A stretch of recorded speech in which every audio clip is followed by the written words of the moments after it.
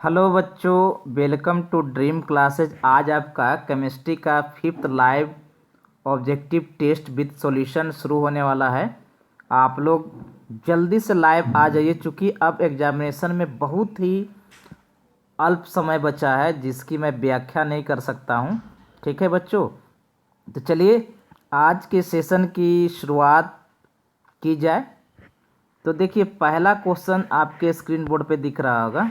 ठीक है, कि कहता है कि वह गैस जो जल पर एकत्रित नहीं की जा सकती है, वह गैस जो जल पर एकत्रित नहीं की जा सकती है।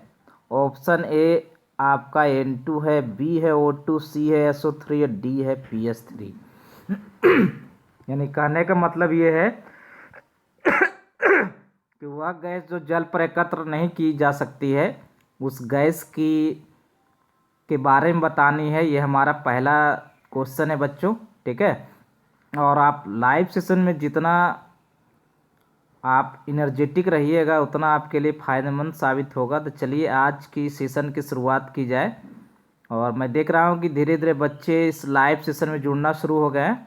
ठीक है, तो देखिए पहला क्वेश्चन का आंसर मैं बताने वाला हूँ कि SO3 यानी कि वह गैस जो जल पर एकत्रित नहीं की जा सकती है, SO3 कहलाती है। ठीक है, तो बच्चों आप कॉपी और कलम लेके बैठ जाओ।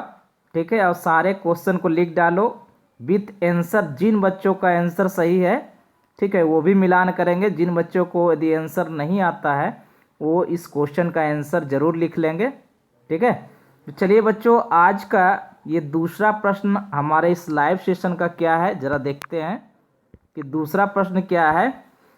कहता एक परमाणु गैस है, A hydrogen, B helium, C nitrogen, D fluorine. यानी एक परमाणु गैस जो है, आपका पहला ऑप्शन जो है हाइड्रोजन, बी है हीलियम, सी है नाइट्रोजन, डी है फ्लोरीन। ठीक है, ये हमारा बच्चों बिल्कुल ही बढ़िया क्वेश्चन है, यानी शानदार प्रश्न इसको कह सकते हैं कि एक परमाणु गैस है, हाइड्रोजन, हीलियम, नाइट्रोजन और फ्लोरीन। ठीक है, तो ये बच्चों बहुत ही बेहतरीन प्रश्न है। इस प्रश्न में बच्चे कंफ्यूज करते हैं, तो अपना कॉपी कलम लेके बैठ जाएं और इसका आंसर लिख डालो। ठीक है, और आंसर का जिन बच्चों का आंसर सही जाएगा या जो बच्चे का आंसर समझ में नहीं आ रहा है वो बच्चे इसका आंसर नोट कर लेंगे। चलिए बच्चों, मैं इसका आंसर बताने वाला हूँ कि ऑप्शन नंबर बी ना बिल्कुल करेक्ट आंसर होगा। ठीक है, एक परमाणु गैस है हीलियम। ठीक है, तो चलिए तीसरा प्रश्न आपके स्क्रीन बोर्ड पे भी दिख रहा होगा। तीसरा कहता है कि बुझा हुआ चूना है, CaO है कि CaCO3 है कि CaOH का होल 2 है कि CaCl2 है। ठीक है, तो इस तरह का प्रश्न बच्चों हमारे इनऑर्गेनिक केमिस्ट्री का ये प्रश्न है। तो ये इस तरह का प्रश्न अक्सर एग्जामिनेशन में आता है। ठीक है, तो चलिए बच्चों आप लोग जल्दी से इस क्वेश्चन का मिलान करो। मैं इसका आंसर बताने वाला हूँ कि क्वेश्चन नंबर 3 का ऑप्शन नंबर सी ना करेक्ट आंसर है। ऑप्शन नंबर सी जो है बच्चे बिल्कुल करेक्ट आंसर है। ठीक है, चलिए आगे बढ़ते हैं और इस लाइव सेशन को ज़रा शानदार तरीके से कहता है जिंक ब्लेंड अयस्क का सांद्रण किस विधि से होता है। जिंक ब्लेंड अयस्क का सांद्रण किस विधि से होता है। ऑप्शन ए जो है फेन उत्प्लावन विधि, बी जो है चुंबकीय पृथक्करण विधि, सी जो है गुरुत्व पृथक्करण विधि, डी है इनमें से कोई नहीं। जिंक ब्लेंड अयस्क का सांद्रण किस विधि से होता है, ये हमको बतानी है कि पहला जो है फेन उत्प्लावन विधि, बी है चुंबकीय पृथक्करण विधि, सी है गुरुत्व पृथक्करण विधि, डी है इनमें से कोई नहीं। यानी जिंक ब्लेंड अयस्क का सांद्रण किस विधि से होता है, यही प्रश्न का आंसर बताना है बच्चों। ठीक है, तो चलिए बच्चों चौथा नंबर प्रश्न का आंसर मैं ऑप्शन नंबर ए करने वाला हूँ। ठीक है, बिल्कुल एक करेक्ट आंसर है। आप लोग जल्दी से इस क्वेश्चन का आंसर लिख डालो अपने कॉपी पे। ठीक है, क्योंकि हमारे लाइव सेशन में जितने भी प्रश्न होते हैं काफ़ी चुनिंदा प्रश्नों का संग्रह होता है। ठीक है, तो ये हमारा चौथा नंबर प्रश्न था बच्चों। चलिए देखते हैं कि अगला हमारा प्रश्न क्या है। तो अगला हमारा प्रश्न भी जो है ना पहले क्वेश्चन से थोड़ा सा रिलेटेड है। कहता है जिंक ब्लेड के जारन से प्राप्त होता है। ए ऑप्शन ZnO, बी है ZnCO3, सी है ZnSO4, डी है Zn। जिंक ब्लेड के जारन से प्राप्त होता है, पहला ऑप्शन है ZnO, बी है ZnCO3, सी है ZnSO4, डी है Zn। ठीक है, तो ये बिल्कुल ही बेहतरीन प्रश्न है बच्चों। ठीक है, ये 5वां नंबर प्रश्न है और इस प्रश्न को भी अपने कॉपी पर जल्दी से नोट कर डालो और आंसर का मिलान करो कि इसका आंसर क्या होने वाला है। ठीक है, तो ऑप्शन नंबर सी ने बच्चों बिल्कुल सटीक और बिल्कुल करेक्ट आंसर है कि जिंक ब्लेड के जारन से ZnSO4 प्राप्त होता है। ठीक है, चलिए आगे बढ़ते हैं और ये 6ठा नंबर प्रश्न। ये बच्चों ये इस प्रश्न का आंसर तो मुझे विश्वास है कि 95% बच्चे करेक्ट देने वाले हैं।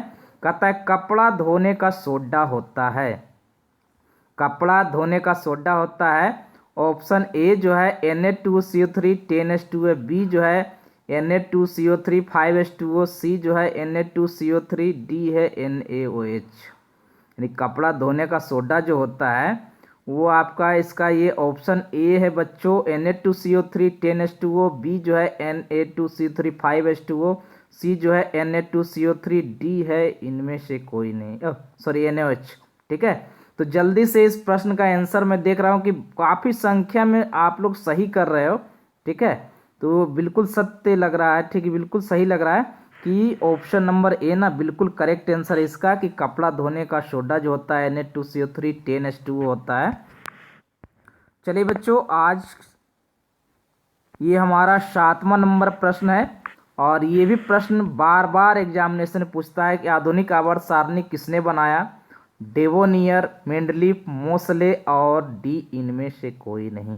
ठीक है, तो 7वां नंबर प्रश्न भी बच्चों ये भी एग्जामिनेशन में काफ़ी बार पूछा गया क्वेश्चन है, यानी बार बार पूछा गया है कि आधुनिक आवर्त सारणी किसने बनाया। ए ऑप्शन डेवोनियर, B Mendeleev, C Moseley, D इनमें से कोई नहीं। ठीक है, तो ये 7वां नंबर प्रश्न का ऑप्शन सी नंबर ना बच्चों बिल्कुल करेक्ट आंसर है कि सी बिल्कुल करेक्ट आंसर है जी। ठीक है, चलिए 8वां नंबर प्रश्न क्या है सो देखते हैं। कहता है कि रेडियम किससे प्राप्त होता है।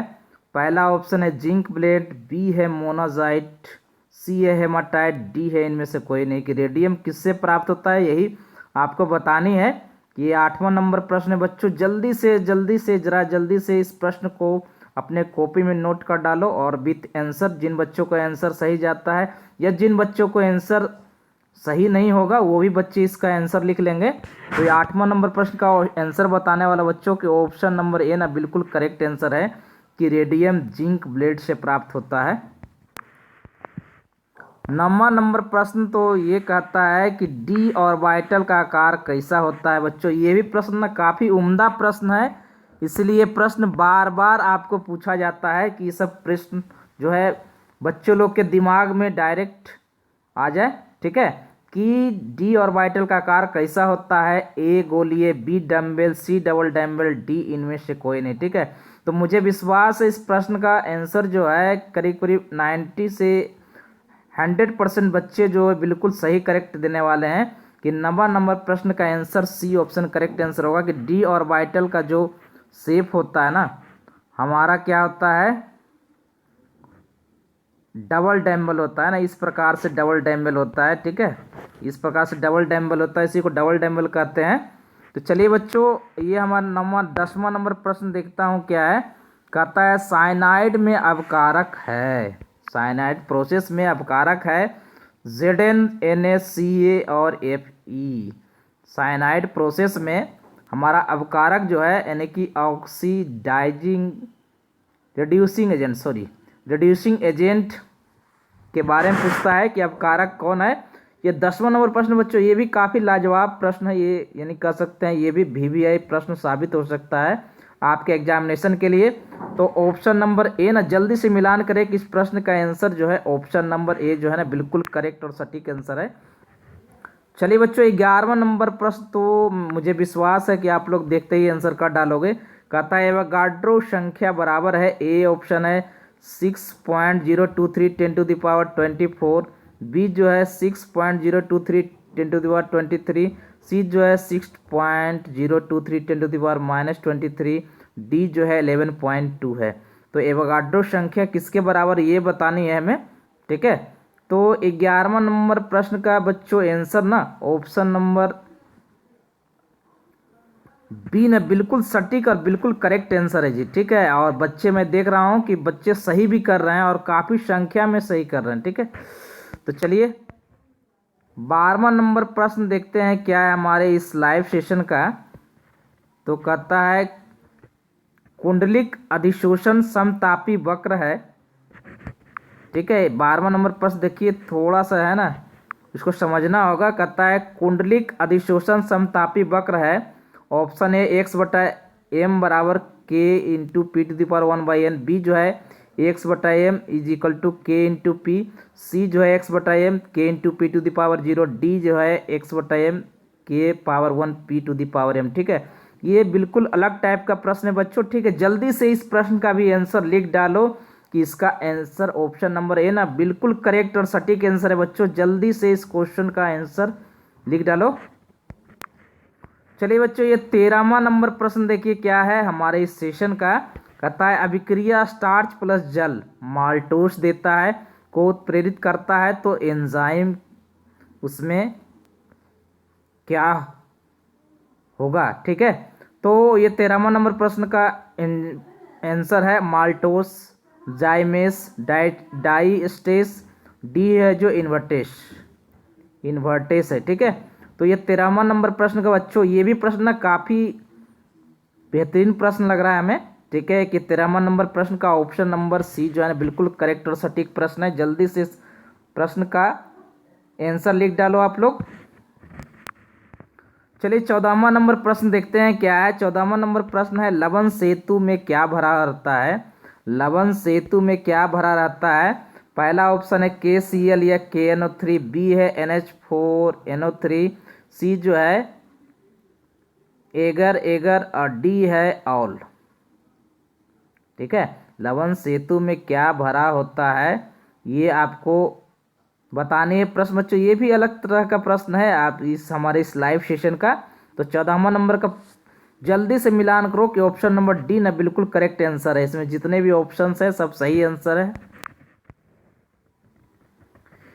15वां नंबर प्रश्न ये भी प्रश्न बच्चों बार बार पूछा गया प्रश्न है कि ये जल में अभिक्रिया की कोटि है 0 1 2 3, 0 1 2 3। ये 15वां नंबर प्रश्न का बच्चों ना ए ऑप्शन बिल्कुल करेक्ट आंसर है। ये तो आपको याद भी हो गया होगा, दिमाग में आ गई होगी ये प्रश्न कि जल में अभिक्रिया की जो कोटि होती है बिल्कुल वो 0 के बराबर होती है। चलिए बच्चों 16वां नंबर प्रश्न देखता हूँ कि हमारे इस लाइव सेशन का 16वां नंबर प्रश्न क्या है। तो कहता है प्रथम कोटि की अभिक्रिया के लिए टी हाफ का मान होता है। ए ऑप्शन है 0.6/k, बी है 0.693/k, सी जो है 0.683/k, डी जो है 0.10/k। यानी प्रथम कोटि की अभिक्रिया के लिए टी हाफ का मान जो होता है ऑप्शन नंबर ए है 0.6/k, बी है 0.693/k, सी जो है 0.683/k, डी है 0.10/k। तो ये भी ना प्रश्न बच्चों काफ़ी उम्दा प्रश्न है, ठीक है। इस तरह का प्रश्न जो है एग्जामिनेशन में बार बार पूछा जाता है कि 16वां नंबर का बी ऑप्शन है बिल्कुल करेक्ट आंसर है। 17वां नंबर प्रश्न देखिए क्या है। 17वां नंबर कहता है कि निम्न में से कौन सहजात गुण नहीं है, ठीक है। यानी कोलिगेटिव प्रॉपर्टी नहीं है। कोलिगेटिव प्रॉपर्टी को सहजात गुण हिंदी में कहते हैं। ए हिमांक में अवनमन, क्वथनांक में उन्नयन, सापेक्षिक दाब में अवनमन और डी है प्रकाशीय सक्रियता। यानी कि कोलिगेटिव प्रॉपर्टी इनमें से कौन नहीं है, आप लोग समझ सकते हो कि इसका आंसर क्या होगा, ठीक है। और ये भी काफ़ी उम्दा प्रश्न है बच्चों, ठीक है। तो ये ऑप्शन नंबर डी ना बिल्कुल करेक्ट आंसर होगा। 18वां नंबर प्रश्न जो है ये भी बेहतरीन प्रश्नों में से एक है। कहता है चालकत्व सेल का सेल स्थिरांक होता है L/A, B A/LC, L/A, D जो होता है R/A। चालकत्व सेल का जो सेल स्थिरांक होता है ये हमको बतानी है। 18वां नंबर प्रश्न है। तो 18वां नंबर प्रश्न का ए ऑप्शन बच्चों बिल्कुल करेक्ट आंसर है कि चालकत्व सेल का सेल स्थिरांक होता है। ऑप्शन नंबर ए जो होता है बिल्कुल करेक्ट आंसर होता है। चलिए बच्चों 19वां नंबर प्रश्न देखते हैं क्या है। 19वां नंबर प्रश्न कहता है 19वां नंबर प्रश्न कि 0.684 सुक्रोज का 250 ग्राम जल में बिलियन है, तो इस बिलियन में सुक्रोज की मोललता क्या होगी। मोललता, मोललिटी, मोललिटी, मोललिटी, मोललिटी के बारे में पूछता है कि मोललिटी है क्या। ठीक है, तो चलिए बच्चों इस प्रश्न का थोड़ा सा कैलकुलेशन करने में टाइम लगेगा। मैं आप लोग का वेट करता हूँ इस प्रश्न का आंसर क्या होगा। ठीक है, ये हमारा बच्चों ना, ये हमारा प्रश्न जो है ये आपका 19वां नंबर प्रश्न है। हमारे इस सेशन का 19वां नंबर प्रश्न है। ये प्रश्न जो है 19वां नंबर प्रश्न है और इस प्रश्न का आप लोग का आंसर बताने है कि ए होगा कि बी होगा कि सी होगा कि डी होगा। तो मोललिटी बराबर जो होता है ये मोल ऑफ सॉलिड बटा ये होता है इस वेट ऑफ सॉल्वेंट होता है जी। ठीक है, इन किलोग्राम। चलिए बच्चों मैं इसका आंसर बताने वाला हूँ कि 19वां नंबर प्रश्न का बी नंबर बिल्कुल करेक्ट आंसर है। थोड़ा सा कैलकुलेशन करने में परेशानी होगी। ठीक है, इसको चलिए देखते हैं कि अगला प्रश्न हमारे इस सेशन का क्या है। 20वां नंबर प्रश्न कहता है निम्न में कौन एंटी फ्रीज का काम करता है। Ether, acetone, ethylene glycol, diol. निम्न में कौन एंटी फ्रीज का काम करता है। ऑप्शन नंबर ए जो है ईथर, बी है एसीटोन, सी है एथिलीन ग्लाइकोल, डी है ऑल। तो ये 20वां नंबर प्रश्न है बच्चों। 20वां नंबर प्रश्न का ऑप्शन जो है ना बिल्कुल सी जो है ना करेक्ट आंसर है। 20वां नंबर का ऑप्शन नंबर सी जो है करेक्ट आंसर होगा। 21वां नंबर प्रश्न क्या है देखिए हमारे इस लाइव सेशन का। कहता है बिलियन के अनुसंख्य गुणधर्म का उदाहरण है। बिलियन के अनुसंख्य गुणधर्म का उदाहरण है। ऑप्शन नंबर ए है घनत्व, बी है द्रव्यमान, सी है क्वथनांक, उन्नयन, डी है ताप। ठीक है, बिलियन के अनुसंख्य गुणधर्म का उदाहरण है। ऑप्शन ए है घनत्व, बी है द्रव्यमान, सी है क्वथनांक, डी है ताप। ठीक है, तो 21वां नंबर प्रश्न का ऑप्शन बच्चों ऑप्शन नंबर सी ना बिल्कुल करेक्ट आंसर होगा। ठीक है, 22वां नंबर प्रश्न क्या कहता है हमारे सेशन का। कहता है बिलियन जिसमें प्रासरण दाब समान ताप पर समान होते हैं वह कहलाता है। जरा क्वेश्चन एक बार फिर से, बिलियन जिसमें प्रासरण दाब समान ताप पर समान होते हैं वह कहलाते हैं समाकृतिक, समावयवी, अति पराशरी और डी जो है समपराशरी। ठीक है, तो ये हमारा 22वां नंबर प्रश्न है बच्चों। ऑप्शन नंबर डी ना करेक्ट होने वाला है। ठीक है, 23वां नंबर प्रश्न देखिए क्या है। कहता है कि HCl